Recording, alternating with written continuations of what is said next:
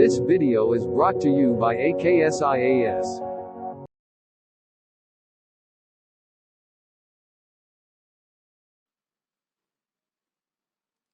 Hello everyone, welcome to AKSIS Current Affairs class 1st June 2020. So my name is Dinesh DVD. I have started a radio podcast for UPSC completely free of cost. దీన్ని మీరు గానాలో, Apple podcast, Spotify music app, Google podcast and any podcast app ఇండియాలో ఉండే లేదా ప్రపంచంలో ఉండే ఏ podcast యాప్లో అయినా సరే మీరు యూపీఎస్సీ గురించి నేర్చుకోవచ్చు. ఇప్పటి నుంచి Indian ocean dipole and locus గురించి రీసెంట్ ఎపిసోడ్ చేశాను, that is season 2 episode 14. Next ఇంకో ఆర్టికల్ కూడా ఉంది, గంటలోనే నారు తీసి నాట్లు వేశారు అని. మీకు తెలిసే ఉంటుంది, కరోనా ముందు స్టాగ్ఫ్లేషన్ ఉండేది. కరోనా అప్పుడు అన్ఎంప్లాయ్మెంట్ లేదు, no unemployment. After lockdown, corona తర్వాత అని చెప్పలేము, but after lockdown disguised unemployment. ఈ 3 స్టేజెస్ మనం చూద్దాం ఇప్పుడు. Before corona stagflation. సో మనకు 2019 నుంచి ఈ స్టాగ్ఫ్లేషన్ అనే కాన్సెప్ట్ బాగా వచ్చిందిగా చెప్పాలంటే. అక్టోబర్, నవంబర్, డిసెంబర్లో ఫుల్ స్టాగ్ఫ్లేషన్ ఉంది. అంటే అన్ఎంప్లాయ్మెంట్ గ్రో అవుతూనే at the same time inflation కూడా పెరుగుతుంది. అంటే జాబులు పోతూ జాబ్లెస్నెస్ ఉంటూనే ఇన్ఫ్లేషన్ పెరుగుతూ ఉంది. అది చాలా డేంజర్. కరోనా కన్నా ముందే దానివల్ల ఎకనామిక్ గ్రోత్ రేట్ మనకు 4.9కి 5కి మాత్రమే వస్తుంది. 7.5 మీరు పెట్టుకున్న టార్గెట్స్ పనికిరావు అని చెప్పేసి IMF అందరూ అన్నారు. So we have gone against with that. No or growth rate will be keep on growing like 7.5 and stagflation వచ్చింది. I think you know what diverted this issue. దాని తర్వాత కరోనా వచ్చింది, ఎంప్లాయ్మెంట్ లేకుండా పోయింది.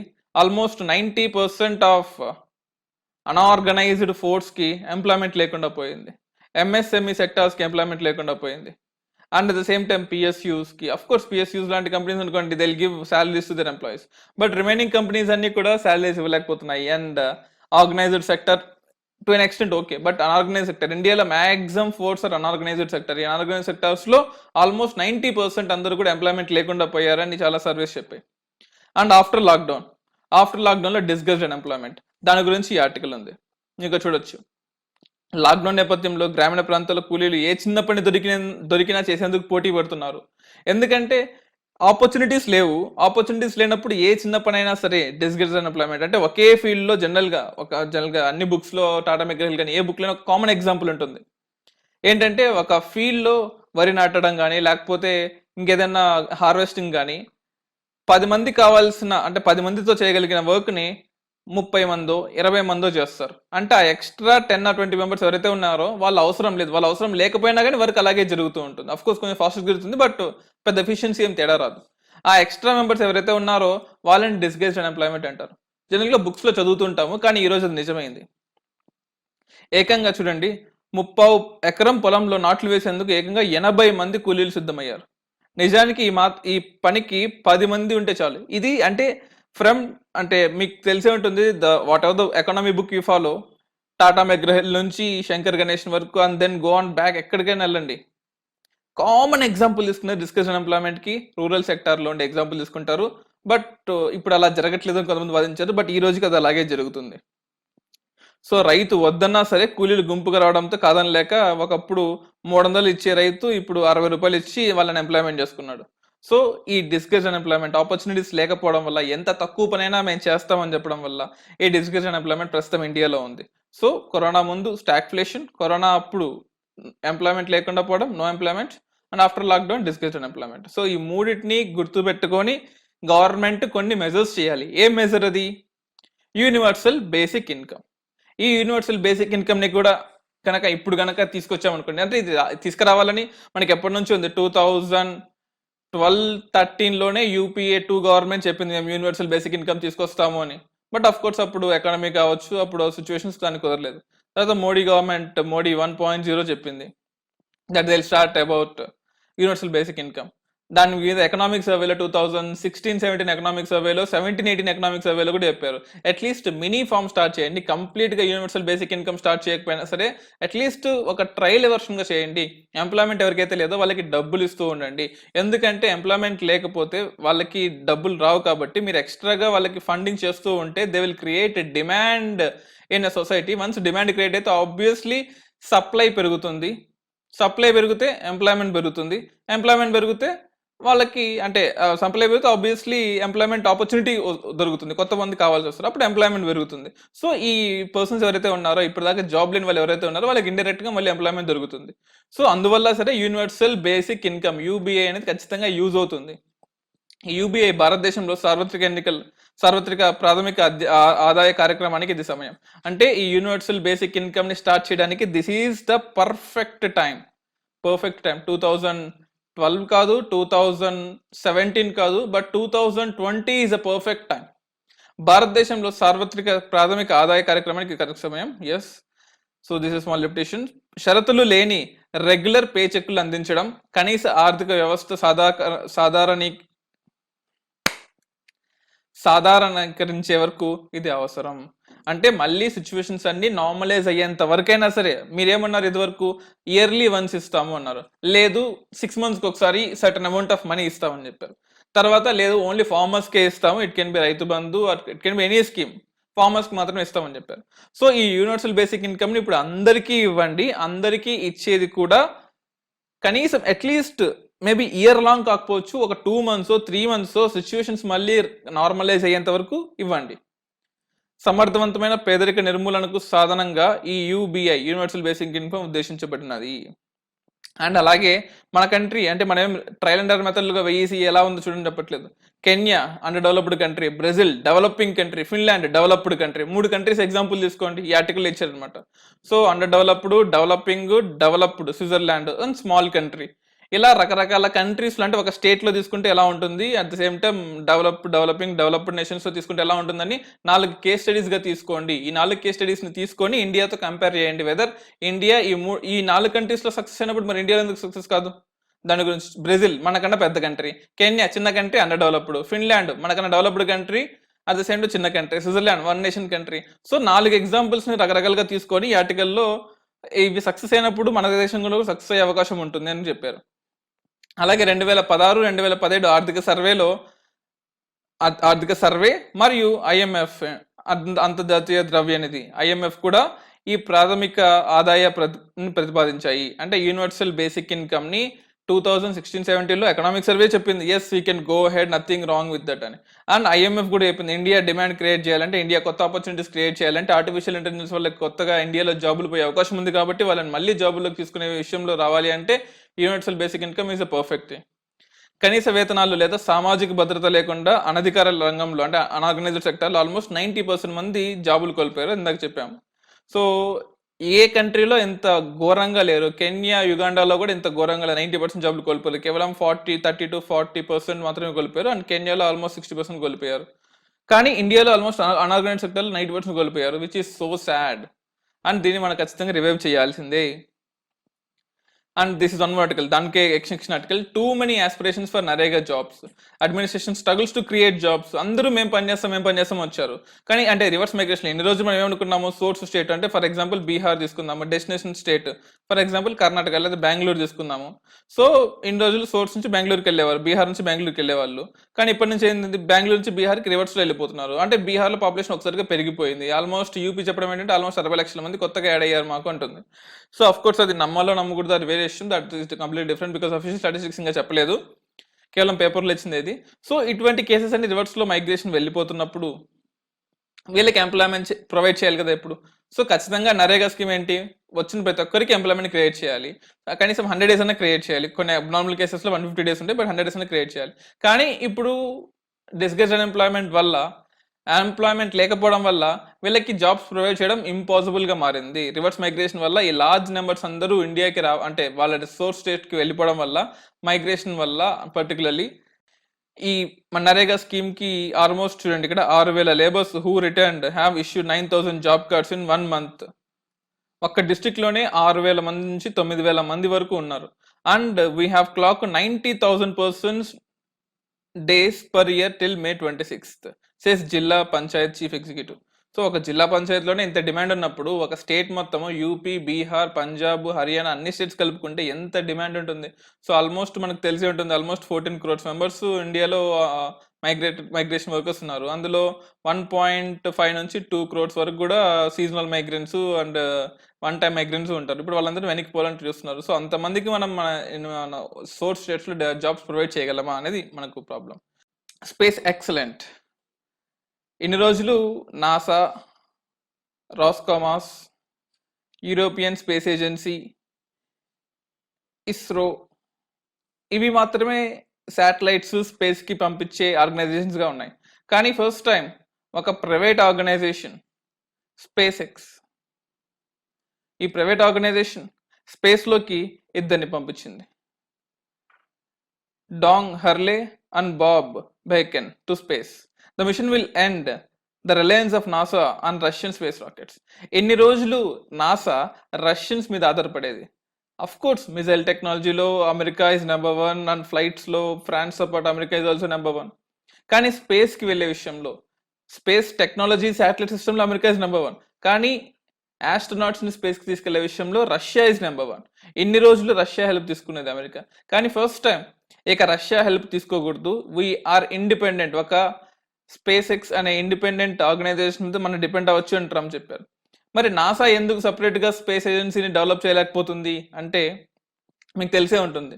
కొలంబియా స్పేస్ షటిల్ ఎర్త్కి 2003లో రిటర్న్ అయ్యేటప్పుడు పేలిపోయింది. అప్పటి నుంచి NASA మీద చాలా అలిగేషన్స్, చాలా డౌట్స్ వచ్చాయి. అప్పటి నుంచి 2003, 2004 నుంచి నాసా ఎప్పుడు రాస్కామాస్ మీద డిపెండ్ అయ్యేది, రష్యన్ స్పేస్ ఏజెన్సీ మీద డిపెండ్ అయ్యేది. ఇప్పటికి ఈ రోజుకి రష్యన్ స్పేస్ మీద ఏజెన్సీ మీద డిపెండ్ అవుతుంది. కానీ ఇప్పటి నుంచి స్పేస్ ఎక్స్ దాన్ని డెవలప్ చేయడం వల్ల ఒక ప్రైవేట్ ఎంటిటీ మీద, అంటే ఒక టూరిజం సెక్టర్ లాగా, అంటే స్పేస్కి కూడా ఒక టూరిజం సెక్టర్ లాగా వెళ్ళే ఒక ఫెసిలిటీ ఈ స్పేస్ ఎక్స్ ప్రొవైడ్ చేస్తుంది, ఒక ప్రైవేట్ ఆర్గనైజేషన్. సో రాకెట్లను తిరిగి భూమికి రప్పించడంలో ప్రపంచంలో మొట్టమొదటి ప్రైవేట్ సంస్థ కూడా స్పేస్ ఎక్స్. సో ఇన్ని రోజులు మనకు రాకెట్స్ అనేవి ఇలా పైకి వెళ్ళేవి కదా, మీకు తెలిసే ఉంటుంది. బట్ మనం క్యాప్సూల్ తప్ప మిగతా అన్ని బాట్స్ ఏదైతే ఉన్నాయో, మనకు డిఫరెంట్ టైప్స్ ఆఫ్ ఇంజన్స్, అంటే it can B solid phase engine, liquid phase engines, అవన్నీ కూడా సముద్రంలో పడేసే వాళ్ళం. ఓన్లీ సోలార్ ప్యానెల్స్ ఓపెన్ చేసుకొని క్యాప్సూల్ని మాత్రమే, it can be either rotating towards the sun or heliocentric కానీ, ఎర్త్ సెంట్రిక్ కానీ, మూన్ సెంట్రిక్ కానీ, అది ఏదైనా కావచ్చు, జరుగుతూ ఉంటుంది. కానీ ఈ పర్టికులర్ థింగ్లో క్యాప్సూల్ని పైకి పంపించి అదే క్యాప్సూల్ని మళ్ళీ కిందకి తీసుకొచ్చి, అలాగే రాకెట్తో సహా క్యాప్సూల్ని కూడా కిందకి తీసుకొచ్చి ల్యాండ్ చేసే కెపాసిటీ కూడా ఈ స్పేస్ ఎక్స్ కంపెనీకి ఉంది. ఉపగ్రహాలను వారి కక్షలో ఉంచిన తర్వాత రాకెట్లు కూలిపోతాయి జనరల్గా, లేదా అంతరిక్షంలో ఆ డెబ్రిస్ని వదిలేస్తాం. కానీ స్పేస్ ఎక్స్ మాత్రం మేము డెబ్రిస్ని స్పేస్లో వదిలిపెట్టాము, డెబ్రిస్ కూడా కిందకే తీసుకొస్తాము అంటుంది. దట్స్ ఎ గ్రేట్ థింగ్, చాలా గ్రేట్ అది. సో నాసా తన వ్యామగాములను ప్రయోగించడానికి రష్యాకి బిలియన్ల డాలర్ చెల్లిస్తుంది. ఇప్పటి నుంచి అది అక్కర్లేదు. అండ్ వన్ మోర్ థింగ్ ఏంటంటే, ఈ ఆస్ట్రోనాట్స్ ఏదైతే వేసుకున్నారో ఈ సూట్స్, దాన్ని స్టార్మెన్ సూట్స్ అంటాం. అంటే ఇవి స్పేస్ వాక్కి పనికిరావు. స్పేస్ వాక్కి అక్కడ ఉండే కాస్మిక్ ఎనర్జీని ఇది తీసుకోలేవు. మీకు తెలిసి ఉంటుంది కదా, మూవీస్లో చూస్తూ ఉంటారు, ఆ వైట్ కలర్ స్పేస్ డ్రెస్సెస్ ఉంటాయి. అవి యూవీ రేస్ని అండ్ రకరకాల రేస్ని తట్టుకొని ఉండగలవు. కానీ ఆ సూట్స్ వేరు, ఈ స్టార్మన్ సూట్స్ వేరు. స్టార్మన్ సూట్స్ అంటే కేవలం స్పేస్ ఏజెన్సీ లోపల, రాకెట్ లోపల, క్యాప్సూల్ లోపల మాత్రమే ఉండగలం. స్పేస్ వాక్కి పనికిరావు, అది గుర్తుపెట్టుకోవాలి. And there is one more article, మీకు తెలిసే ఉంటుంది, ఫ్రమ్ పాస్ట్ 1 వీక్, అంటే పర్టికులర్లీ 3 to 4 డేస్గా అమెరికాలో నిరసనలు జరుగుతూనే ఉన్నాయి.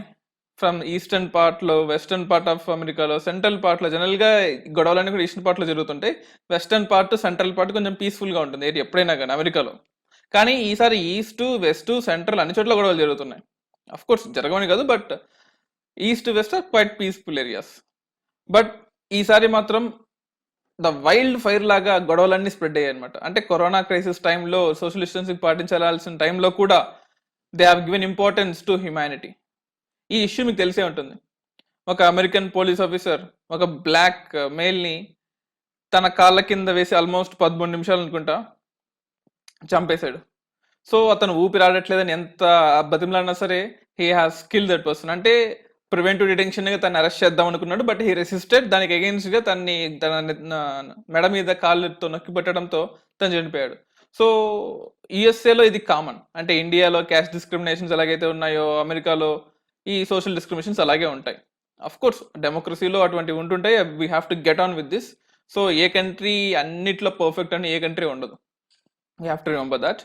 So I'm not supporting India in this, but I'm not against India in this.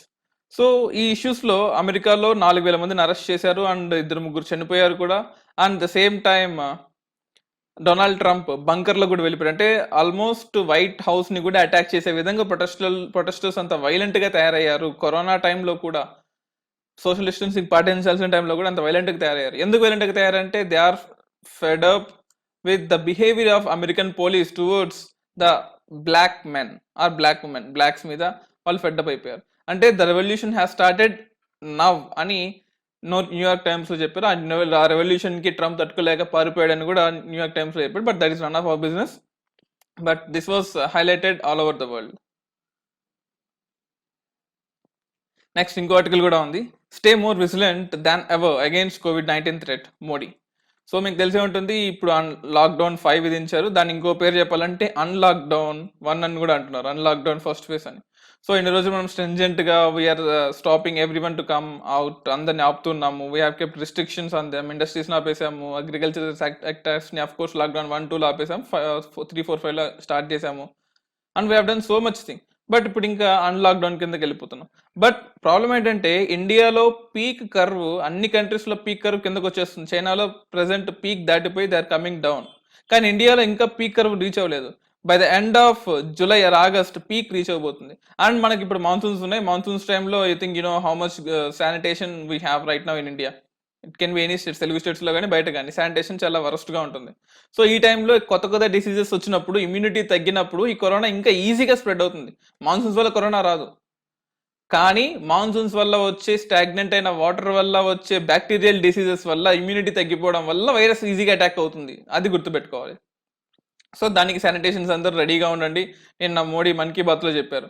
So sanitation workers అందరూ రెడీగా ఉండండి. మీ స్టేట్ గవర్నమెంట్స్ శానిటేషన్ వర్కర్స్ అందరినీ యాక్టివ్గా ఉంచండి. డిజాస్టర్ రెస్పాన్స్ -1 ఫోర్సెస్ని అండ్ స్టేట్ డిజాస్టర్ రెస్పాన్స్ ఫోర్సెస్ని, సెంట్రల్ డిజాస్టర్ రెస్పాన్స్ ఫోర్స్ని ఎక్కడ వీలైతే అక్కడ డిప్లాయ్ చేయండి. అర్బన్ సిటీస్లో పర్టికులర్లీ డిప్లాయ్ చేయండి.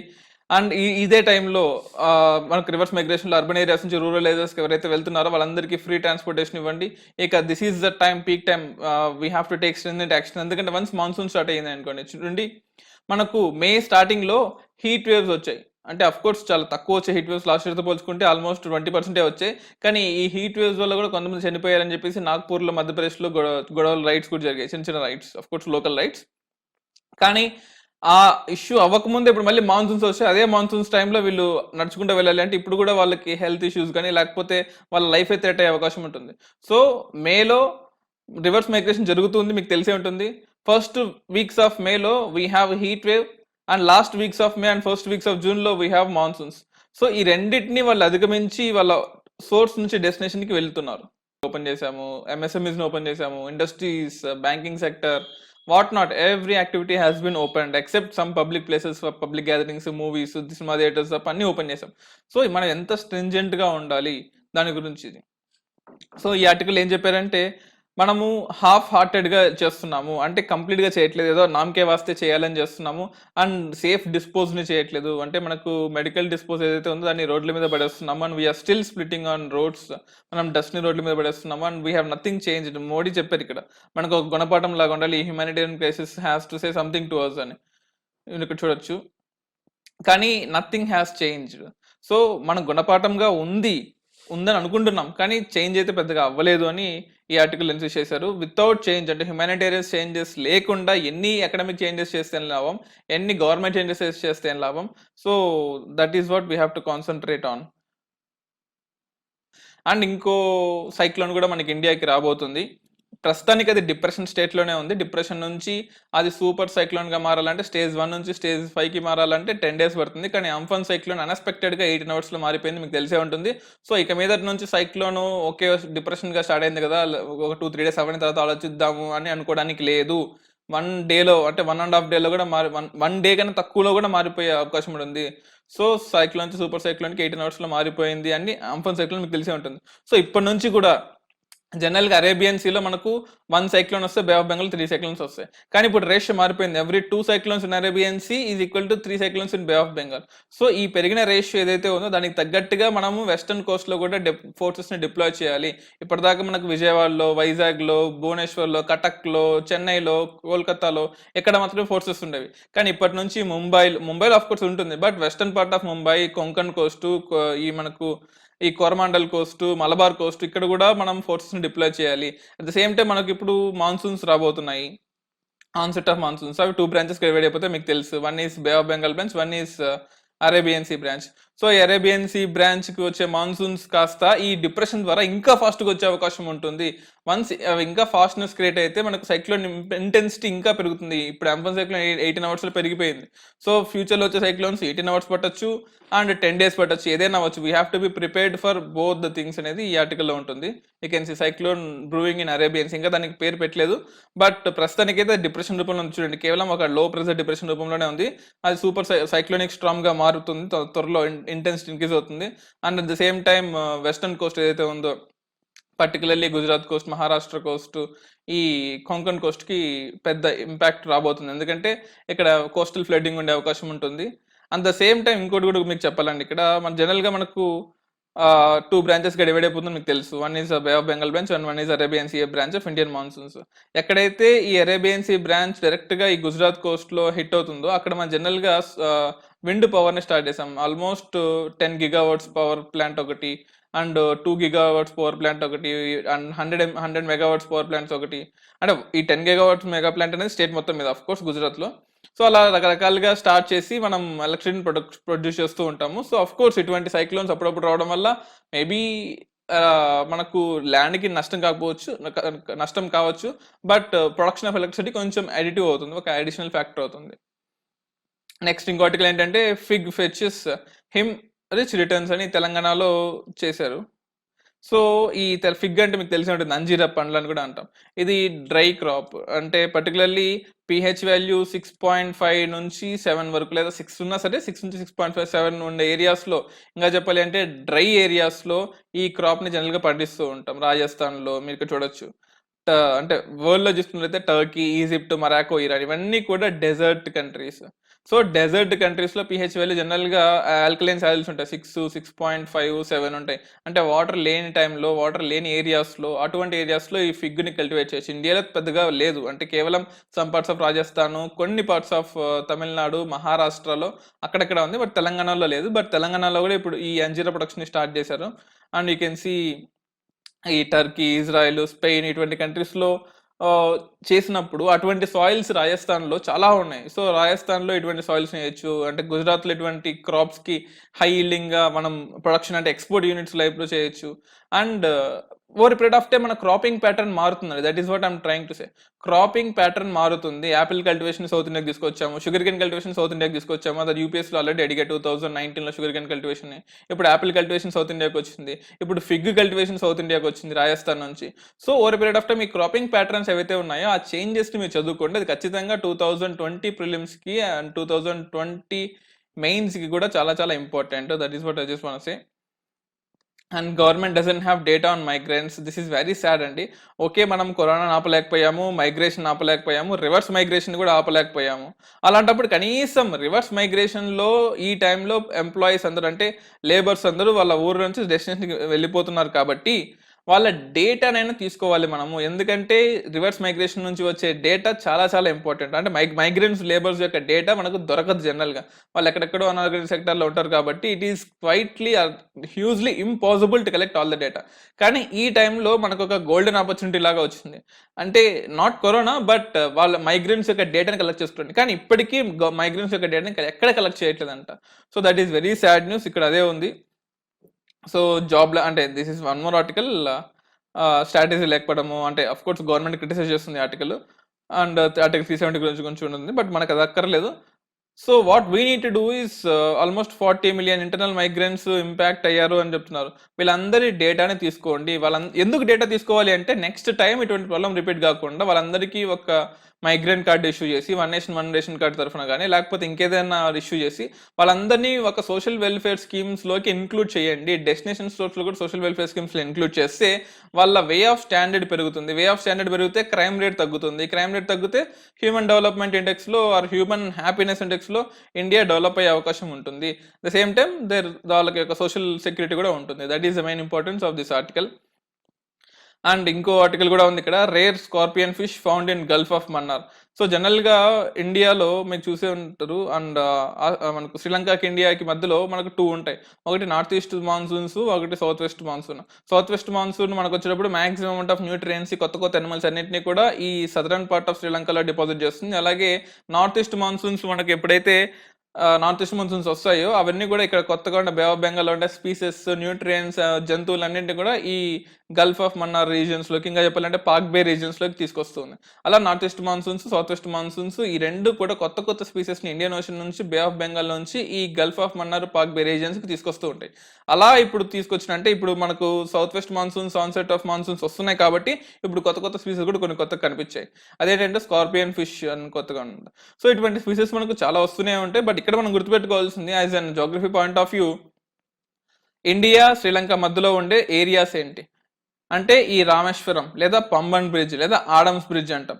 ఈ బ్రిడ్జ్ పైన ఉండేది పాక్ బే, బ్రిడ్జ్ కింద ఉండేది గల్ఫ్ ఆఫ్ మన్నార్. ఈ రెండు చాలా ఇంపార్టెంట్, కన్ఫ్యూజ్ అవ్వద్దు. పాక్ బే పైన ఉంటుంది, గల్ఫ్ ఆఫ్ మన్నార్ కింద ఉంటుంది.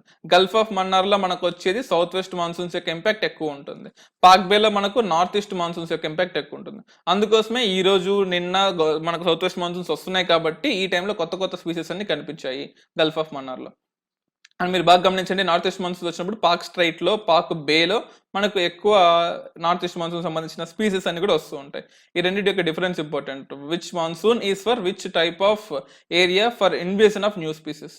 ఏలియన్ ఇన్వేషన్ వేరు, ఇన్వేషన్ ఆఫ్ న్యూ స్పీసెస్ వేరు. So this is all about current affairs for the day. My name is Dinesh DVD. Thank you everyone for listening to AKS IAS.